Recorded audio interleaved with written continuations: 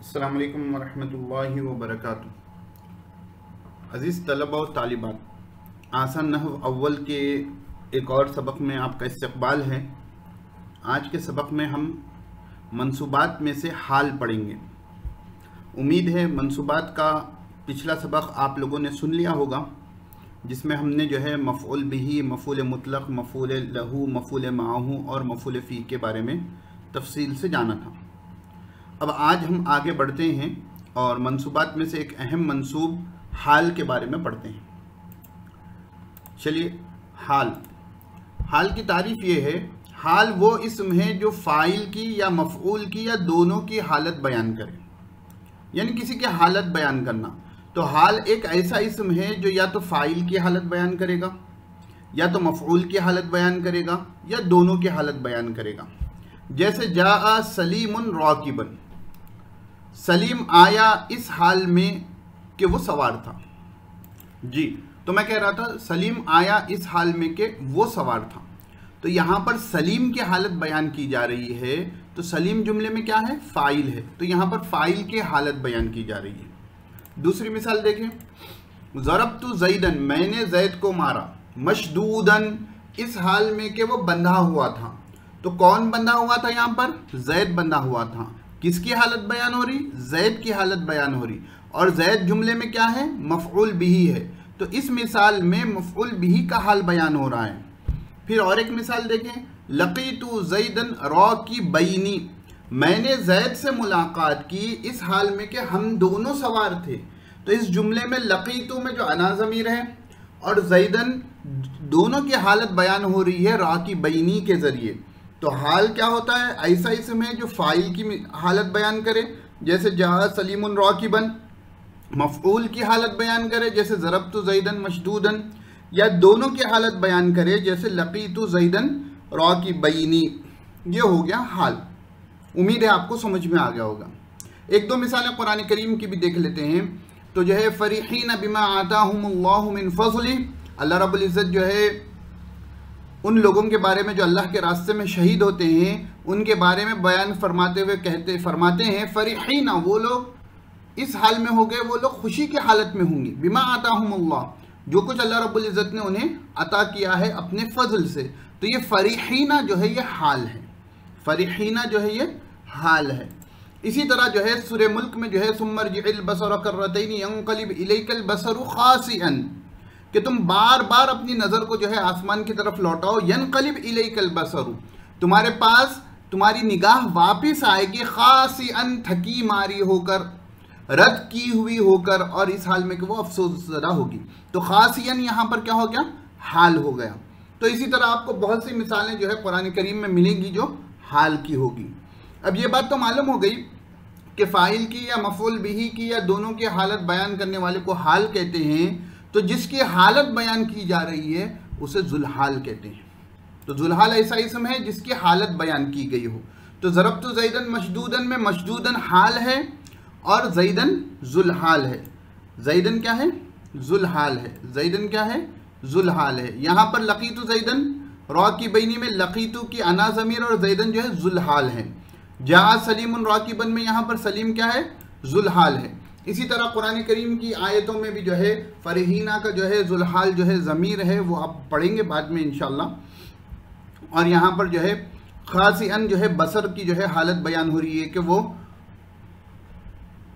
ناکام اور نامراد ہو کر لوٹے گی، تو بصر ذوالحال ہے۔ امید ہے یہاں تک کی بات آپ کو سمجھ میں آ گئی ہوگی۔ اب آگے دیکھیں، یہ قواعد اہم ہیں، ٹھیک ہے، مختصر ہیں پہلے حصے میں، آگے آپ بڑی کتابوں میں تفصیل سے پڑھیں گے۔ پہلی بات، ذوالحال اکثر معرفہ ہوتا ہے۔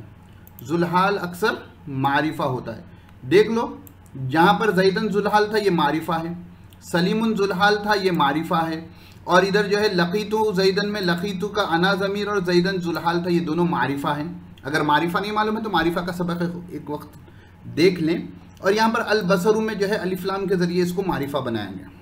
تو ذوالحال اکثر، ہمیشہ نہیں، اکثر معرفہ ہوتا ہے، اور حال اکثر نکیرہ ہوتا ہے اور مفرد ہوتا ہے۔ تو دیکھو مشدودن یہ نکیرہ بھی ہے، مفرد بھی ہے، مفرد یعنی مرکب نہ ہو۔ راکبن یہ بھی مفرد ہے اور نکیرہ ہے۔ راکبینی یہ بھی مفرد ہے اور نکیرہ ہے، مفرد مرکب کا اپوزٹ۔ اور قاسین کی بھی حالت اور فریحنا کی بھی حالت وہی ہے. تو ذوالحال اکثر معرفہ ہوتا ہے اور حال اکثر نکرہ ہوتا ہے اور مفرد ہوتا ہے. دوسری چیز، اگر ذوالحال نکرہ ہو تو حال کو مقدم کرنا واجب ہے. بعض مرتبہ یہ ہو سکتا ہے کہ ذوالحال جو ہے نکرہ آ جائے، جیسے لقیت رجلاً ہے اصل میں کہ میں ایک آدمی سے ملا، راکباً اس حال میں کہ وہ سوار تھا. اب یہاں سمجھنے کی بات یہ ہے کہ رجلاً جو ذوالحال ہے وہ نکرہ ہے، تو جب ذوالحال نکرہ ہوگا تو اس کو حال کے بعد لانا واجب ہے، یعنی حال پہلے آئے گا اور ذوالحال بعد میں آئے گا. ورنہ کیا ہوگا کہ لقیت رجلاً راکباً، اگر ان دونوں کو جو ہے ذوالحال کو پہلے کر دیں تو وہ جملہ موصوف صفت کا ہو جائے گا. تو آپ کو حال بتانا ہے، تو اگر ذوالحال نکرہ ہوگا تو پہلے حال کو لا لیں گے پھر ذوالحال کو بیان کریں گے. ورنہ کیا ہوگا، لقیت رجلاً راکباً بولے تو رجلاً راکباً مرکب توصیفی یعنی موصوف صفت ہو جائے گا. اس بات کو بھی تھوڑا ذہن میں رکھیں. اس کے بعد آخری قاعدہ ہے، حال کبھی جملے اسمیہ اور جملے خبریہ ہوتا ہے. اس طور پر قرآن میں آپ کو بہت سی جگہ ملے گا، جیسے لقیت حمیداً وہو جالس، میں حمید سے ملا اس حال میں کہ وہ بیٹھا ہوا تھا. تو یہاں پر وہو جالس جو ہے حمید کی حالت بیان کر رہا ہے. حالت کیا ہے؟ حمید بیٹھا ہوا تھا.